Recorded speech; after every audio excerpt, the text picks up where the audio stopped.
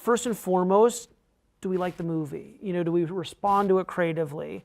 We're going to work on these movies for anywhere from for a year or two. And you want to be invested, and it's a long process. And I think that for us, or at least for myself, I find I'm more inspired and coming up with better ideas if there's some real excitement about the movie that we're working on. So I think that the process by which we're evaluating this stuff is first, do we respond creatively, emotionally? Do we think this is something that we really want to work on and try to, because what we're trying to do is get these movies out into the marketplace and fight the good fight on behalf of these films. And are these movies that we want to fight the good fight for, right? So I think that's my first sort of step. And then the second second part of that process is, how would we release it?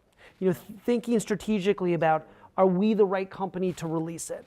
Can we, because there are some movies that we see that, you just know should go out on 1,000 screens. And we're not the company to do that necessarily. We're releasing movies often where they open New York and LA, and then they add Chicago, San Francisco, Seattle, and they kind of, your traditional sort of platform release, and it sort of builds out, and then you try to get out to 300-400 screens. So there's a conversation, are we the right company to do it?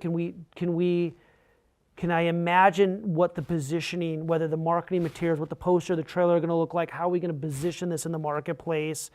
Is there an audience for it based on how I'm envisioning it'll be positioned? What do we anticipate the reviews to be like? Because, when you're not a big studio spending tens of millions of dollars marketing these movies, word of mouth is critical, and reviews are critical. Like, how will this movie be reviewed?